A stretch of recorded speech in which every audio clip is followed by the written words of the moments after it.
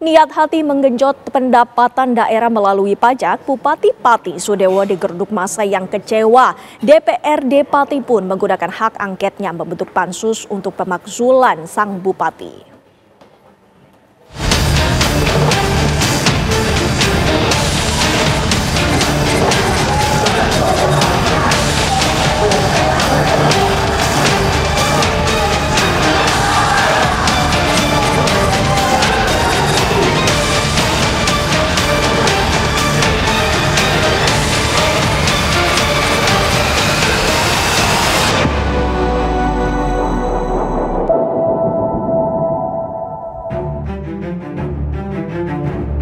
Hiruk-pikuk penolakan kenaikan pajak 250% di Kabupaten Pati berujung pada unjuk rasa 100 ribuan warga Pati pada Rabu 13 Agustus kemarin. Meski Bupati Pati Sudewo telah menyampaikan permintaan maaf dan mencabut kebijakan kenaikan pajak, namun warga kadung kecewa dan marah. Unjuk rasa warga ini pun tidak lagi sekedar menuntut pembatalan kenaikan pajak, namun juga mendesak sang bupati yang belum genap setahun ini untuk mundur dari jabatannya. DPRD Pati pun memutuskan untuk menggunakan hak angketnya usai didesak massa, sebagai bagian dari proses pemakzulan Sudewo. Mungkinkah sang bupati dapat dilengsarkan secara politik melalui pansus DPRD Pati? Ataukah sebaliknya akan ada kesepakatan politik demi mempertahankan Sudewo?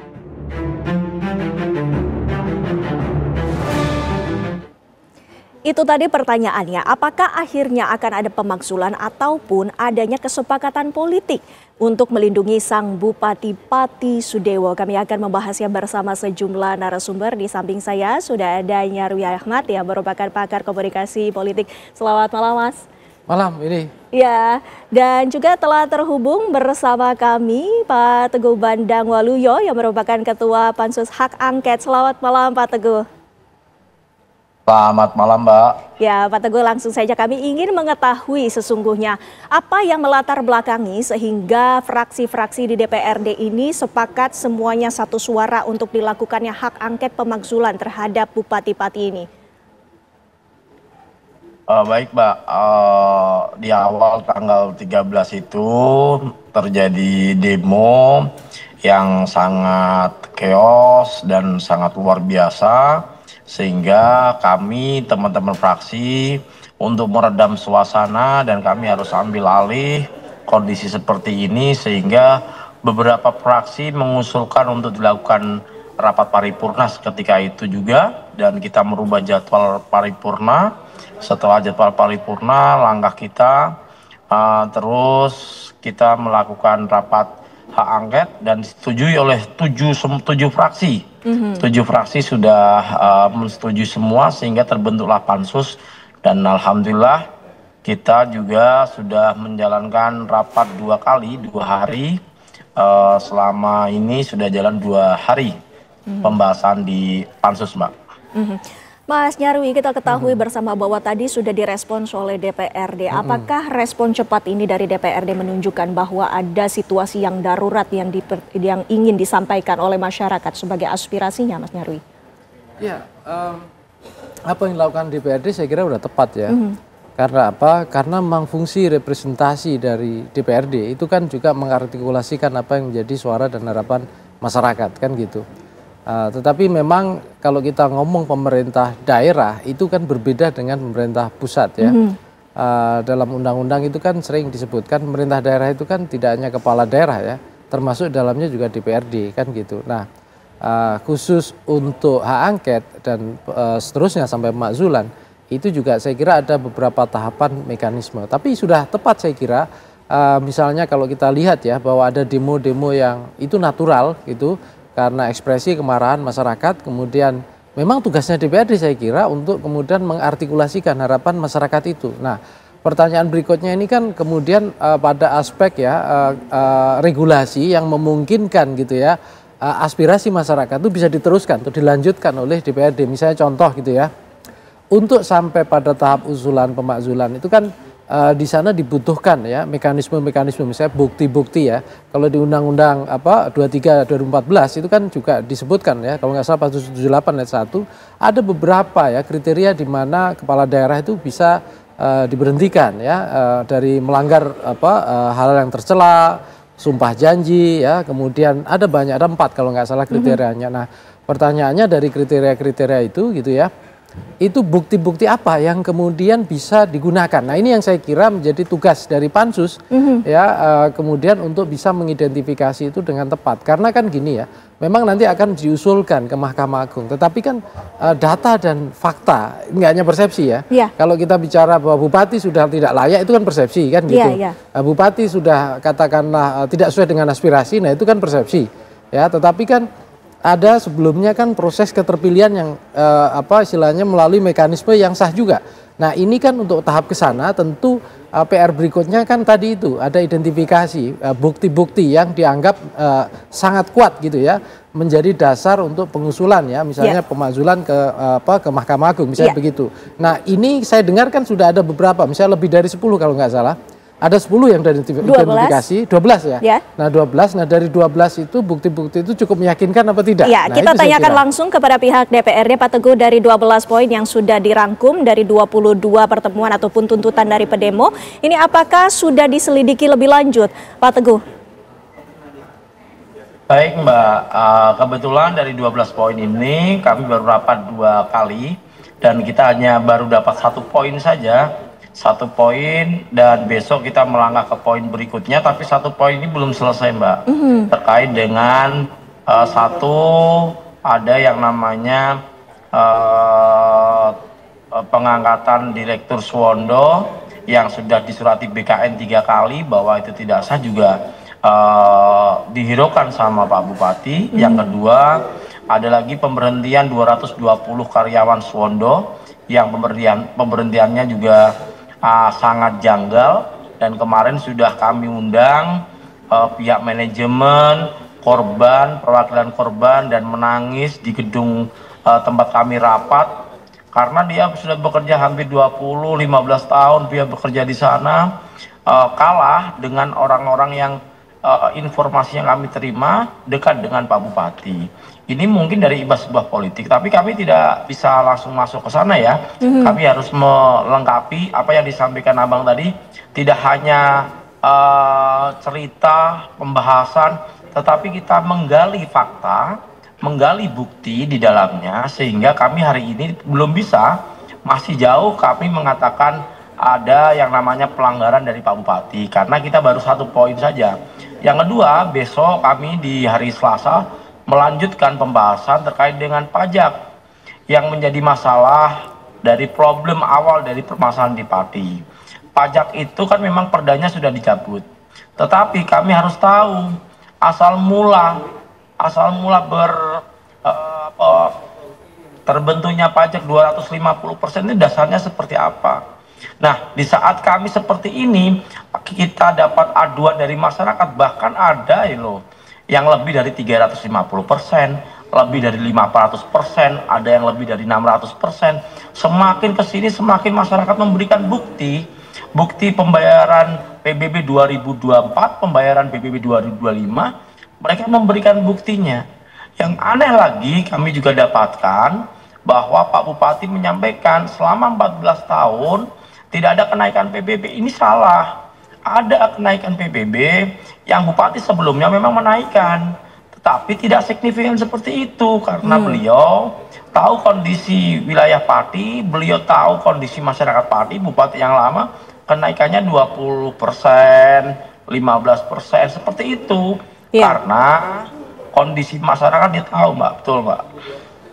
Ya, Pak Teguh, dari poin-poin tersebut yang sudah Anda sampaikan tadi, apabila memang terbukti, apakah mengerucut kepada pemakzulan? Dan siapa saja mungkin di fraksi DPRD ini yang menyetujui pemakzulan tersebut? Kami belum bisa menyimpulkan ya Mbak, karena ini masih jauh karena kami baru 1-2 poin yang baru kita kerjakan, dan poin 1 aja belum selesai. Kita juga mau mencoba poin kedua. Masih jauh kita bisa menyimpulkan Pak Bupati ini mengarah ke pemakzulan atau tidak kami belum bisa. Tetapi yakinlah bahwa 7 fraksi yang ada di DPRD Pati sangat mendukung adanya pansus ini. Kenapa demikian? Karena mereka sepakat kita rapat pansus terbuka, siapapun boleh menunggu kita, siapapun ikut live, siapapun masyarakat bisa masuk, yang penting tertib dan masyarakat bisa menilai fraksi mana partai apa yang tidak bersuara, fraksi mana partai apa yang menghalang-halangi adanya pembahasan di dalam pansus. Baik, Mas Nyarwi, menanggapi tadi pernyataan dari DPRD ataupun dari pansus sendiri, apakah Anda melihat bahwa dengan diadakannya hak angket ini dari pansus, ini memang mengarahnya ke pemakzulan, ataukah masih ada upaya-upaya yang bisa dilakukan oleh Bupati Pati untuk mungkin melobi pihak-pihak agar dirinya ada kesepakatan politik di balik itu? Ya, pansus dan juga keputusan pada sampai pemakzulan, ini kita nggak hanya ngomong angket ya, tapi sampai pemakzulan, itu biasanya kan itu keputusan politik. Kalau keputusan politik tentu saja biasanya tidak lepas dari peran-peran elit. Ya, ini kan ada dua hal ya Windy ya. Yang satu adalah aspirasi dari masyarakat yang merasakan, dalam tanda petik ya, merasakan gitu ya, apa saja yang menjadi kebijakan dari Pak Bupati Sudewo ini gitu. Terus yang kedua adalah persepsi ya dari elit-elit ya. Elit-elit itu bisa elit nasional, bisa juga yang ada di Kabupaten Pati. Yang tentu yang paling dekat adalah yang di Pati yang sering didatangi masyarakat tentunya ya untuk menyampaikan aspirasinya. Nah, tetapi kan ini tidak hanya bicara persepsi politik ataupun hanya sekedar menyampaikan aspirasi. Di sini kan ada mekanisme dan prosedur. Nah, tantangannya adalah ini, bagaimana menunjukkan apa yang dianggap sebagai persepsi itu kemudian ya berbasis pada bukti-bukti ini. Nah, kalau misalnya bukti itu sangat kuat ya dan sulit terbantahkan, ada hal yang dilanggar berdasarkan undang-undang ya 2014 itu 23/2014, maka sangat mungkin saya bilang secara prosedural prosesnya sampai level pemakzulan. Tetapi di sini kan harus ada proses yang dilewati. Misalnya pemeriksaan oleh Mahkamah Agung. Ya, tentu di sana juga Mahkamah Agung saya kira juga bisa bekerja berdasarkan objektif, pandangan objektif, tapi bisa juga berdasarkan pandangan subjektif kan gitu. Nah, di sana juga ada misalnya proses yang terjadi ya pemeriksaan pengusulan itu dipertimbangkan oleh Kemendagri. Nah, di sini kan juga ada faktor politik tentu antara pertimbangan presiden, kementerian gitu ya, dengan bobot-bobot yang dianggap sebagai bentuk pelanggaran tadi. Nah, memang di sini saya kira ya ada dua arus yang saling katakanlah nantinya akan bertumbukan atau saling berkompetisi. Yang pertama adalah political will, kehendak elit ya. Sejauh mana menganggap bahwa di Pati itu tidak perlulah ada pemakzulan kira-kira gitu karena masih bisa ditoleransi. Tapi sisi lain juga ada aspirasi dari masyarakat yang diartikulasi oleh DPRD yang melihat bahwa ini proses demokrasi loh, ini rakyat sudah merasa seperti ini loh, dan ini hak rakyat juga untuk menuntut. Kan mekanismenya juga terbuka kan gitu. Nah, dua hal ini yang saya kira nanti ke depan akan terus mewarnai. Tetapi bisa jadi, kan banyak ya kalau kita simak perdebatan di media sosial, keresahan semacam ini itu tidak hanya terjadi di Pati. Tapi di banyak tempat, fenomena naiknya PBB ya, yang sekian ratus bahkan 1000% gitu ya, itu muncul ya. Dan saya kira juga ini bisa menjadi problem ya kalau nggak terselesaikan. Artinya begini, kalau misalnya apalagi misalnya dari partai yang sama, ini kan Pak Suwondo ini kan dari Gerindra ya, mungkin kalau ada kesan kok Gerindra kok dilindungi misalnya begitu. Walaupun tadi di pidato Pak Prabowo kan Pak Prabowo menyatakan sekalipun dari partai yang sama kalau tidak sejalan dengan kehendaknya Pak Prabowo tidak juga ada jaminan kan gitu.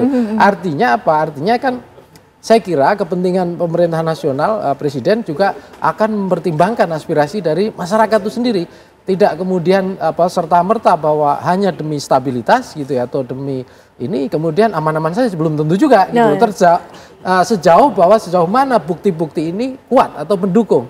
Nah, ini saya kira pekerja pansus ya dari artinya Pak menurut Anda Waluyo. Pemerintah pusat juga tidak bisa melindungi dari Pak Sudewo yang merupakan dari Partai Gerindra ini. Ya, saya kira andilnya seperti apa ya, dari pusat? saya kira gini Windy ya, semua kita dalam proses berdemokrasi ya, baik dalam pemilu maupun pengelolaan pemerintahan itu kan ada rule of the game-nya, yaitu undang-undang. Bahkan termasuk mekanisme dari angket sampai pemakzulan juga diatur oleh undang-undang kan gitu. Nah, untuk syarat ke sana tentu ada yang diminta kan, misalnya bukti bahwa dia melanggar 4 kriteria ya, perbuatan tercela, melanggar sumpah janji dan seterusnya itu gitu ya. Kalau itu misalnya meyakinkan, saya kira pemerintah pusat atau pemimpin politik nasional juga rasional juga berpikirnya kan gitu. Kecuali misalnya itu tidak meyakinkan. Ya misalnya bukti-bukti yang disampaikan pansus ya itu memang dianggap kurang meyakinkan. Bisa jadi kan gitu. Tapi kalau misalnya dari 12 loh kita bicara, kemudian datanya dianggap bagus dan meyakinkan, dan saya kira ini bisa menjadi pelajaran juga untuk tempat lain. Ya saya kira juga itu keran itu sangat terbuka untuk ke arah ke sana. Dari 12 tersebut, Pak Teguh, apa yang menjadi pertimbangan dari DPRD untuk mengambil ataupun merangkum kesimpulan 12 poin tersebut dan tidak hanya satu seumpama hanya di bagian pajak PBB 250% itu saja, Pak Teguh? Baik Mbak, semula muncul 12 poin ini, ada awalnya 22 poin dari masukan dari masyarakat maupun dari teman-teman fraksi, sehingga terus kita simpulkan, kita bahas dengan teman-teman pansus, dan kebetulan kita didampingi oleh akademisi sehingga kami tidak ceroboh, tidak mau main-main karena ini dipantau oleh masyarakat, sehingga tahapan kami kita pelajari dulu Mbak. Tahapan kami betul atau tidak, tahapan kami salah atau tidak. Setelah tahapan selesai baru kita membahas ke poin-poinnya. Poin-poin itu awalnya 22 poin, sehingga kita rangkum menjadi 12 poin. Maksudnya 12 poin ini adalah poin-poin yang dimana bobot dari suatu permasalahan kebijakan bupati yang menilai teman-teman pansus kiranya ini berat sekali. Nah itu yang menjadi bobot penilaian kami Mbak terkait dengan kebijakan dulu Mbak. Baik, bobot penilaian itu pula yang juga akan menjadi perhatian dari masyarakat Pati. Khususnya tadi juga disampaikan bahwa ada efek domino nih ke daerah-daerah lainnya bila ini nantinya akan menjadi permasalahan dan juga terjadinya pemakzulan. Nanti dijawab Mas Nyarwi, bagaimana pendapatnya usai jeda pariwara berikut ini. Pemirsa, kami masih akan kembali. Pemirsa, kita lanjutkan dialog kami. Mas Nyarwi, tadi juga sempat disinggung bahwa kenaikan PBB P2 ini tidak hanya terjadi di Pati, tapi ada beberapa daerah juga menaikkan pajaknya. Ini ada ketakutan adanya efek domino, ini menurut Anda seperti apa? Ya menurut saya sangat mungkin ya Windy. Karena kan gini ya, sekarang ini kan pemerintah pusat lagi bekerja keras ya, mengatasi defisit anggaran, constraint finansial, fiskal dan seterusnya gitu ya. Dan tentu pemerintahan Pak Prabowo ini kan butuhkan konsentrasi ya. Tadi kalau kita simak pidato kenegaraan itu kan ya kita demokrasi, tapi demokrasi ala Indonesia bukan demokrasi yang asal gontok-gontokan, kan ada kata itu kan. Nah bayangkan kalau misalnya ya kegaduhan atau proses demonstrasi ya tuntutan semacam ini nggak hanya muncul di Pati ya, atau muncul di Pati tapi nggak terselesaikan dengan baik, nggak diatur masyarakat, kemudian nggak berhenti. Karena Pak Suwondo ini Ketua Pansus ini saya kira juga paham ya, masyarakat Pati itu yang saya pahami itu masyarakat yang tidak mudah lelah berdebat dengan penguasa. Artinya apa? Artinya energinya besar, punya literasi politik yang sangat tinggi juga gitu ya. Jadi kalau proses ini nggak terartikulasikan dengan baik, nggak terselesaikan dalam arti melalui mekanisme ya, prosedur demokrasinya, misalnya ya tadi yang saya sampaikan ya, apa yang kemudian diharapkan, kemudian proses kalau seandainya dari angket kemakzulan, bukti dan seterusnya disiapkan, diartikulasikan sampai Mahkamah Agung ya dan seterusnya, maka saya kira juga tuntutan itu dugaan saya nggak berhenti, akan muncul terus. Nah kemudian kalau kegaduhan seperti ini di daerah lain juga ada fenomena serupa, saya kira itu sangat mungkin ya munculkan efek domino. Dan kalau itu terjadi, saya kira pemerintah pusat akan terpecah konsentrasinya kan menginginkan daerah itu menjadi mitra bagi pemerintah pusat untuk pembangunan kan gitu. Di tengah efisiensi, di tengah kesulitan katakanlah tantangan-tantangan hari ini ya di constraint fiskal dan seterusnya. Apalagi misalnya ketidakmampuan hari ini kan banyak yang harus direm ya.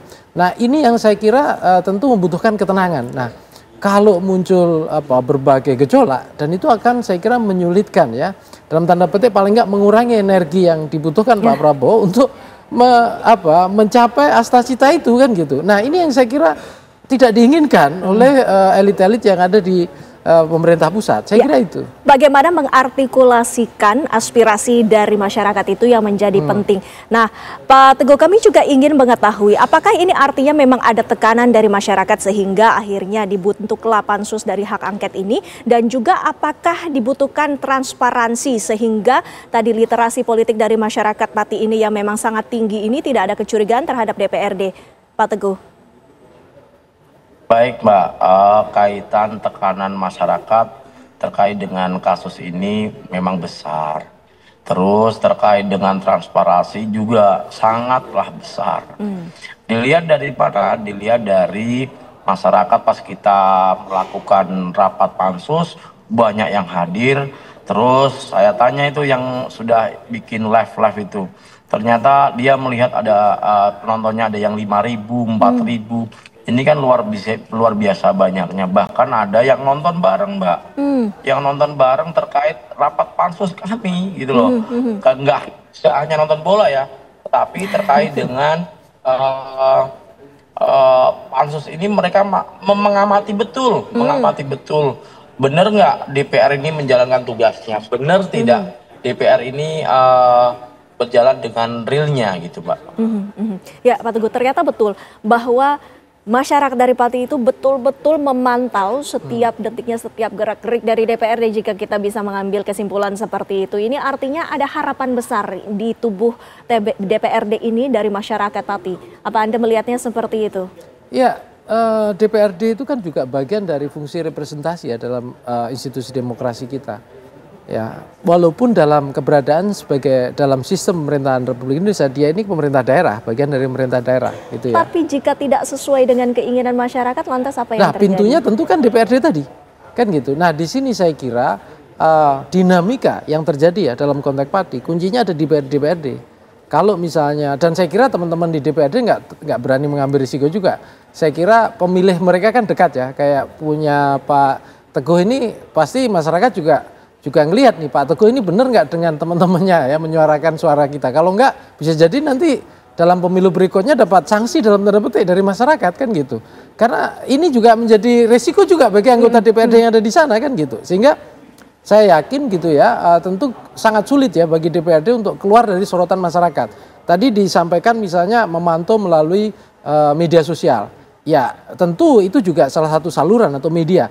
Tapi kalau kita lihat masyarakat itu sendiri kan kehidupannya juga daya jangkaunya dekat dengan kehidupan elit-elit ini termasuk para anggota DPRD. Bisa jadi bertamu ke rumah Pak Teguh dan teman-temannya tiap saat gitu kalau misalnya aspirasinya tidak disampaikan. Dan saya kira itu apalagi menyangkut isu yang banyak lah. Contohnya di sini yang paling menonjol ya itu kan pajak ya, PBB ini. Dan kita tahu kan isu bicara soal kondisi hari ini ya, masyarakat Pati yang mayoritas petani atau ini ya dengan tingkat pendapatan yang juga mungkin tidak terlalu tinggi. Saya kira itu menjadi beban dan ini akan menjadi isu yang cukup panas gitu loh. Sehingga saya kira ini salah satu isu yang menurut saya ya bisa katakanlah menjadi pintu masuk yang cukup kuat. Selain tadi harus dicari bukti-bukti dari tadi 12 ya keseluruhan ya isu-isu yang lain yang memang sejauh mana itu kuat untuk diajukan sebagai bukti bahwa ini mengarah ke pemakzulan. Nah, bahwa nanti sudah disampaikan Mahkamah Agung memeriksa itu urusan lain kan gitu. Tapi tugas DPRD saya kira di sana adalah menyampaikan dan mengidentifikasi, mencari bukti ya. Tadi sudah bagus kalau bisa didampingi beberapa akademisi, kemudian sangat hati-hati sehingga kerjanya memang kerja DPRD secara profesional menjalankan undang-undang bukan sekedar katakanlah kan ada tuh suara-suara. Nah ini kan ada pihak yang menumpangi. Nah ini saya kira juga kritik atau katakanlah ya stigma yang bisa dialamatkan kepada pihak-pihak yang bekerja menyampaikan aspirasi masyarakat ini di tim pansus ini. Tapi kalau dia bekerja profesional saya kira tidak. Dengan basis dan data bukti dengan mengikuti prosedur ya kan sudah dilalui kan gitu. Soal keputusan berikutnya nanti lain lagi kan gitu. Kalau artikulasi suara ini nggak disampaikan, nggak diwujudkan ya, nggak dikelola dengan baik, nah itu bisa munculkan gejolak-gejolak baru. Iya. Dan daerah lain bisa jadi akan terus melihat Pati kan gitu. Iya. Pak Teguh, kami juga ingin mengetahui apakah dari Pansus sendiri dan juga DPR memiliki target kapan sedianya hal ini juga akan menghasilkan rekomendasi, Pak Teguh. Baik Mbak, kalau berdasarkan aturan kami kan harus bekerja maksimal 60 hari. Tetapi kami tidak bisa nih dikejar harus panjang waktunya, nggak bisa. Kami juga tidak bisa minta waktu pendek karena pendalaman materi harus mengumpulkan data, harus menyandingkan data dengan fakta lapangan, terutama dengan data ini betul tidak, ketemu dengan korban ini betul tidak. Kita harus sandingkan itu karena kami sekali lagi tidak mau ceroboh dan tidak mau main-main. Sekali lagi yang disampaikan tadi Masnya betul sekali Mas, kami ini langsung berhadapan dengan masyarakat. Bahkan Mas, pintu rumah saya kemarin itu aja ada yang milak ditulisi, jangan sampai masuk angin. Seperti itu Mas, kondisi di tempat kami begitu loh. Sehingga kami tidak mau Mas mengorbankan amanah rakyat kepada nasib kami hal seperti ini begitu. Sehingga betul-betul kami serius atas petunjuk pimpinan DPR kami, juga kami terbuka kepada masyarakat, kita juga menyampaikan kondisinya. Sekali lagi tahapan harus kita lalui, kita tidak mau main-main, dan ini resikonya kami sebagai politisi yang di daerah, kalau memang ini jadi problemnya di pansus, berarti kami ini yang nanti mengkhianati rakyat kami begitu Mas. Mbak. Baik. Mas Nyarwi, apakah menurut Anda dalam proses yang saat ini tengah berlangsung, adakah pihak-pihak yang bisa intervensi? Ya, begini, kalau dalam proses mekanisme di awal ini saya kira sulit diintervensi. Kenapa? Karena hak otoritasnya ada di salah satunya ya, paling utama di pansus ini, dia harus bekerja dulu, mencari bukti dan seterusnya gitu ya. Kemudian ya tadi, kemudian menyiapkan bahan-bahan yang bisa diajukan ke proses tahapan berikutnya. Yang anggap saja tadi targetnya pemakzulan. Nah, kecuali nanti bisa jadi ya pemeriksaan-pemeriksaan yang terjadi di Mahkamah Agung. Tapi saya yakin ya, tidak mungkin ya sekarang ini Pak Prabowo kan selalu menekankan ya, penegak hukum harus kerjanya benar, kira-kira kan gitu. Saya kira juga tidak sembarangan juga. Artinya katakanlah dengan gegabah, kalau buktinya sangat kuat kenapa ditolak kan gitu, misalnya begitu. Jadi saya kira intervensi itu juga sampai hari ini dugaan saya masih kecil ya. Mengingat saya kira Pak Prabowo sendiri punya pertimbangan bahwa Indonesia itu butuh demokrasi yang tidak gontok-gontokan gitu, yang kira-kira ya agak tenang. Kenapa kita agak sabar lah kira-kira gitu, karena apa yang pengen dicapai jauh lebih besar gitu loh. Nah, ini yang saya kira menjadi pertimbangan juga ya, sehingga intervensi tidak dilakukan dengan gegabah, dengan misalnya katakanlah membungkam gitu ya, karena saya yakin elit-elit yang ada sekarang itu kan elit yang dididik dalam lingkungan demokrasi, dalam sistem yang sudah dikembangkan pasca reformasi.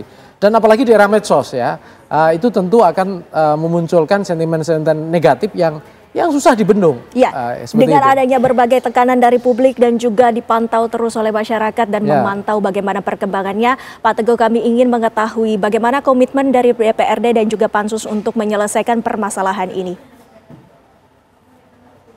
Baik Mbak, kami komitmen dari DPRD dari awal sudah terlihat adanya 7 fraksi ini sudah komitmen mengajukan semua, termasuk partai yang mengusung maupun mendukung Pak Bupati sebelum pilkada. Beliau sudah komitmen, dan kami partai-partai di kami kebetulan Partai PDI Perjuangan adalah partai penguasa, kursi terbanyak di Kabupaten Pati. Kami juga berkomitmen untuk menjaga marwah partai kami, karena itu adalah amanah dari Ketua Umum kami. Jangan tinggalkan masyarakat, kita harus turun ke bawah, itu perintah partai Ketua Umum kami Mbak. Sehingga apa kata masyarakat harus kita dengarkan saat ini Mbak. Nggak berani kami mengkhianati hati rakyat Mbak, karena hati rakyatlah yang bisa menjadikan kami seperti ini Mbak. Betul Mbak. Baik, kita juga akan terus memantau bagaimana perkembangannya. Terima kasih Pak Teguh, terima kasih Mas Nyarwi, waktunya bersama kami di Apa Kabar Indonesia Malam. Sehat selalu Bapak-Bapak.